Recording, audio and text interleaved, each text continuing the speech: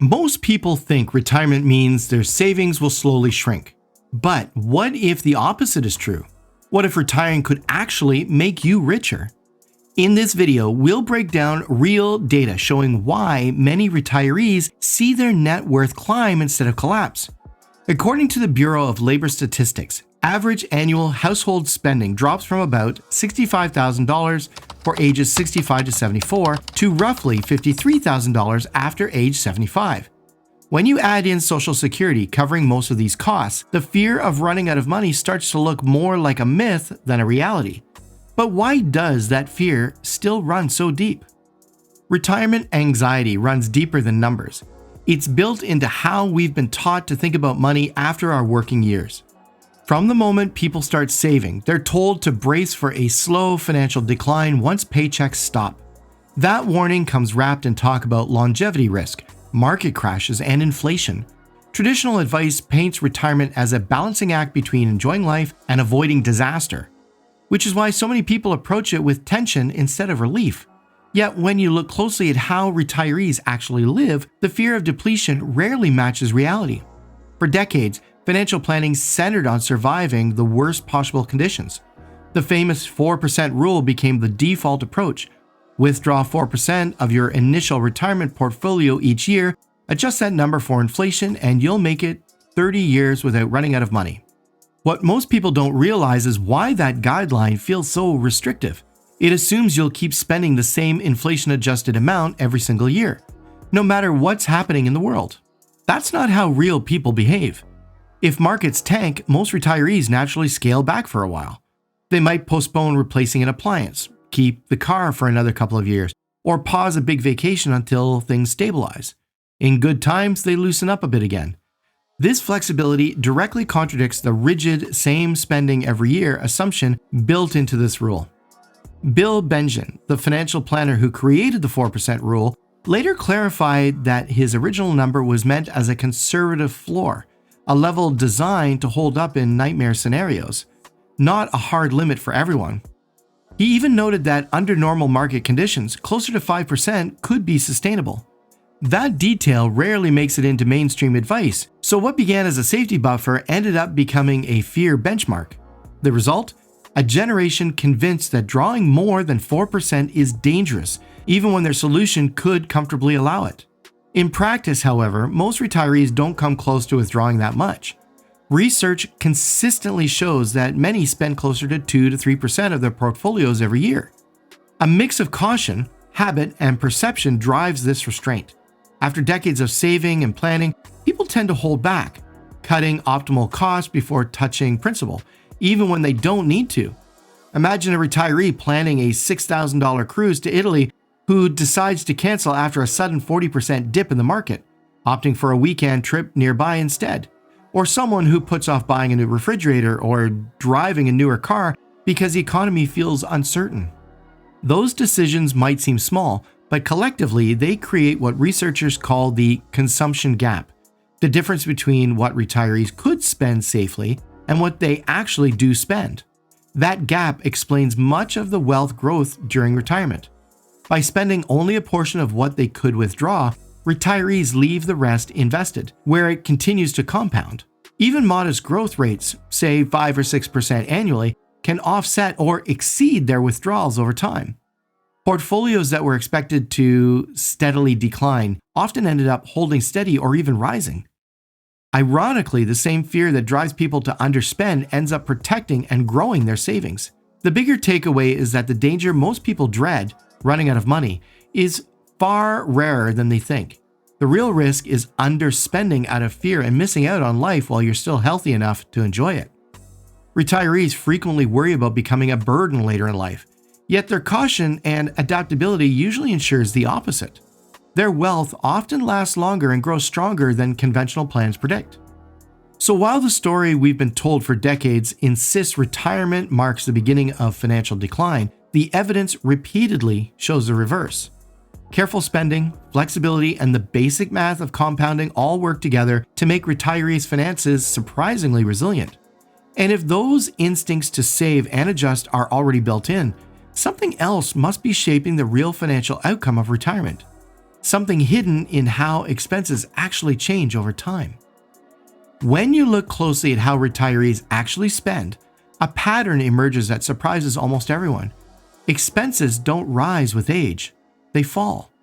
This spending mirage explains why so many retirees end up wealthier than they expected. The common belief is that living costs spiral upwards after you stop working. But Bureau of Labor and Statistics data tells a completely different story. It shows that the average annual household spending for ages 65 to 74 is about $65,000, while for those 75 and older, it drops to roughly $53,000. That's more than $12,000 less every year, or nearly a 20% reduction, without anyone being forced to live frugally. It happens naturally as priorities shift and the pace of life slows. Much of this drop begins with the end of work-related expenses. Once a daily commute disappears, so do the costs that come with it: gas, parking, lunches, and office wardrobes. There's no more need to maintain 2 cars for separate commutes or endless school drop-offs, which means dramatically fewer miles driven and a big savings on fuel, insurance, and maintenance. Couples often share a single vehicle and still find it convenient. Staying closer to home softens day-to-day transportation costs in ways that add up quickly across the year, freeing thousands in the budget without requiring any conscious belt tightening. Housing is another powerful driver of decline. By their mid-60s, many retirees own their homes outright. With the mortgage gone, one of the biggest monthly bills simply vanishes. Property taxes and maintenance remain, but they're far smaller than the cost of carrying debt. Some people even choose to downsize, selling a large family home for something easier to manage or moving nearer to children. Utilities, upkeep, and even property insurance often shrink as a result. These are not hard sacrifices, but lifestyle refinements that match this new chapter of life. Travel spending, a category often assumed to spike in retirement, also tapers off as time goes on. Early retirees may enjoy the freedom to travel more, but after a few years, the appeal often fades. Energy levels change, long flights feel exhausting. Packing, airports, and constant moving around become stressful instead of exciting. The comfort of sleeping in your own bed starts to outweigh the thrill of sightseeing. Many still enjoy short trips, but the frequency and pace slow naturally. This gentle decline in travel is a preference shift, not a financial necessity, and it has a big effect on total spending. Healthcare is one expense that does tend to rise later in life, and it's the area most people fear will offset all those other savings. But the research shows that it doesn't. Medical spending becomes a large portion of one's budget, yet the overall budget itself keeps shrinking. Even with prescriptions, premiums, and occasional hospital visits added in, these costs don't outweigh the savings from reduced travel, housing, and transportation expenses. Medicare coverage further cushions many of the potentially high medical costs that would otherwise strain a household. The result is that healthcare feels manageable within an otherwise smaller spending footprint. Lifestyle and psychology complete the picture. Retirement often brings a quieter rhythm and different motivations. The drive to accumulate or reward yourself with luxury purchases fades. Dining out gives way to cooking at home. Clothes, gadgets, and upgrades stop dominating the to-do list. Consumption shifts from more to enough. People find satisfaction in maintaining comfort instead of chasing novelty, and that change in mindset translates directly into fewer purchases and lower ongoing costs. Take a couple in their early 70s who once spent freely. Over time, they notice their monthly bills thawing down almost by accident. They travel less often, drive half as much, and enjoy the calm stability of a smaller home. Nothing feels like deprivation, just a smoother rhythm that fits their lifestyle. After a decade, they realize their expenses are 15% lower than they were when they first retired. This steady drop in spending functions like a built-in safety net. Even when markets fluctuate, lighter living costs mean savings don't have to stretch as far. What starts as a small adjustment early on compounds into a powerful financial buffer, helping preserve and even grow wealth long after retirement begins. And even if these everyday costs naturally shrink with age, the next question becomes clear. What reliable income source quietly fills most of the remaining gap between what retirees spend and what they need? Most retirees overlook one of the most powerful financial tools they already own: Social Security. It's often seen as a modest supplement, something to cover groceries or small recurring expenses, but in practice, it plays a far larger role. The typical monthly benefit is around $2,000 per person, or nearly $24,000 a year. For a couple, that adds up to roughly $48,000 in guaranteed inflation-adjusted income every single year. That's not a small side benefit. That's the cornerstone of retirement stability for millions. Once you understand what that amount actually covers, the entire picture of post-retirement income looks very different. Here's how the math unfolds. The average retiree household aged 65 to 74 spends about $65,000 annually based on national data. A couple receiving $48,000 in Social Security already has nearly 3/4 of their spending covered automatically. What remains is the gap between total spending and the guaranteed benefits. It's only about $17,000 a year, not the full $65,000 so many fear. That means your savings don't need to mimic a full paycheck. They only need to supply a relatively small supplement. This redefines financial independence in retirement. Instead of relying on your investments to produce an entire annual income, they serve as a flexible support system to fill that modest shortfall. That smaller gap dramatically eases the traditional withdrawal challenge.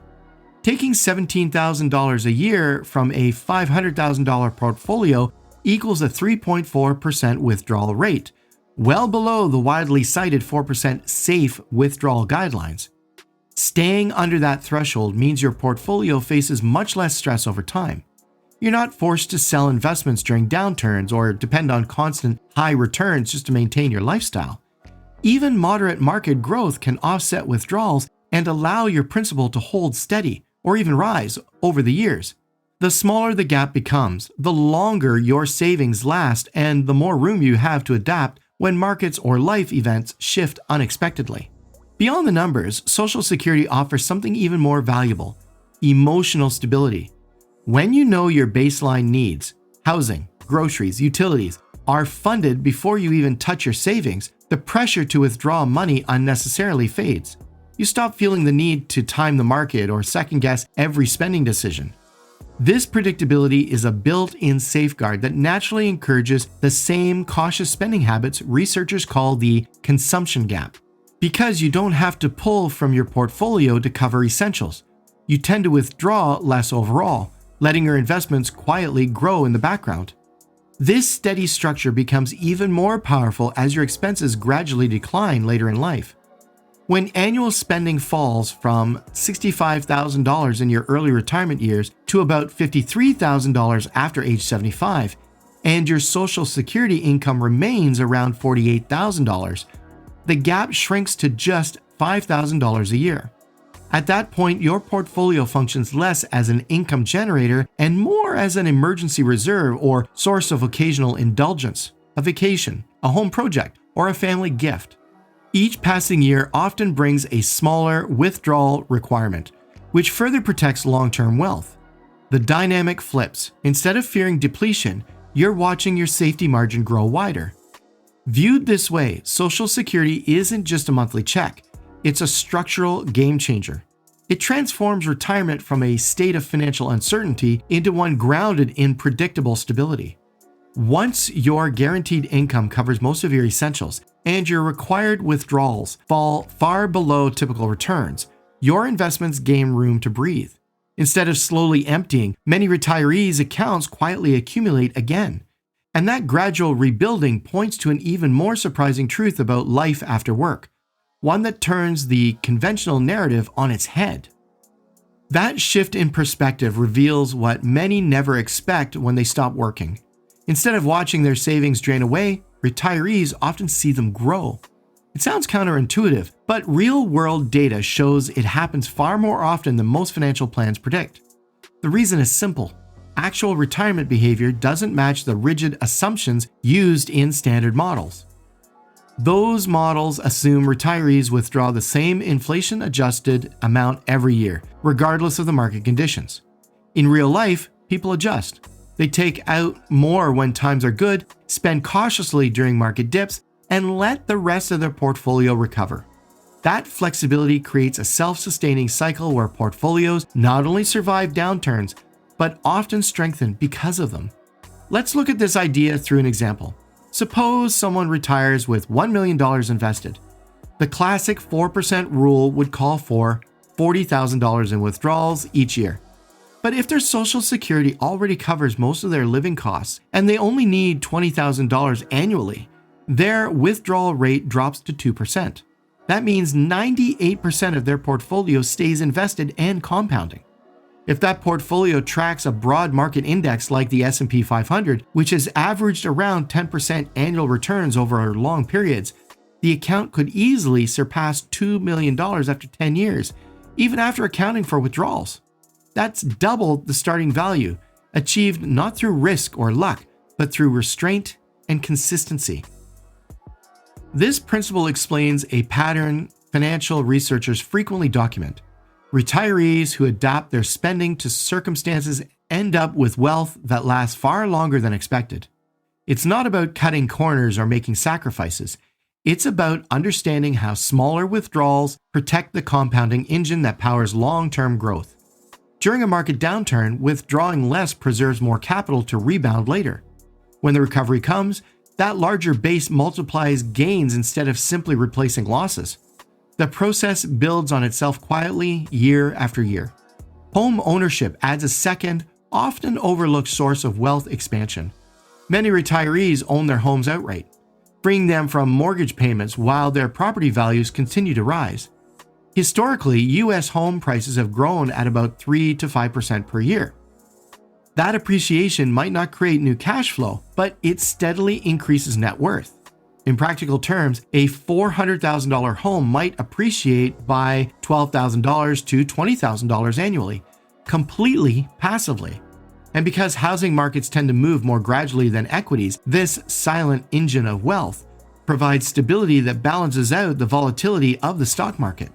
Whether that equity is tapped later through downsizing, selling, or borrowing, it represents enduring, low-effort growth. Then there's the emotional side, the consumption gap that persists even when retirees have more than enough. After years of saving and working towards financial security, that habit of restraint doesn't vanish. Retirees often withdraw less simply because it feels safer to maintain high account balances. They know they could spend more but prefer the reassurance that comes with seeing their savings untouched. This cautious mindset reinforces the upward trend. Small withdrawals mean more money stays invested, which compounds over time, creating even larger reserves.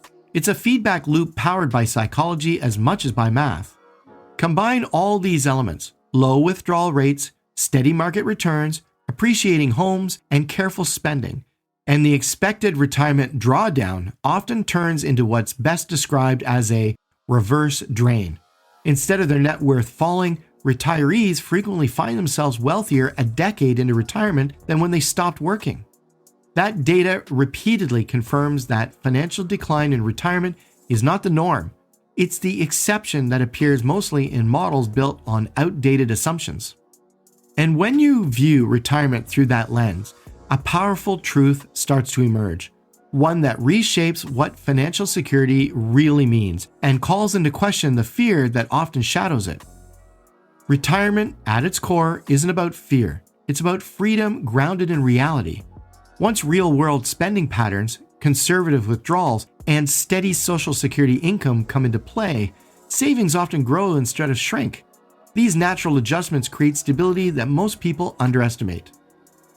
The projected danger of running out of money largely fades once those real-world adjustments are considered. The bigger risk is not running out, but underspending out of fear and missing out on life while you're still healthy enough to enjoy it. Planning based on actual data, not decades-old caution, reveals that financial freedom may already be within reach.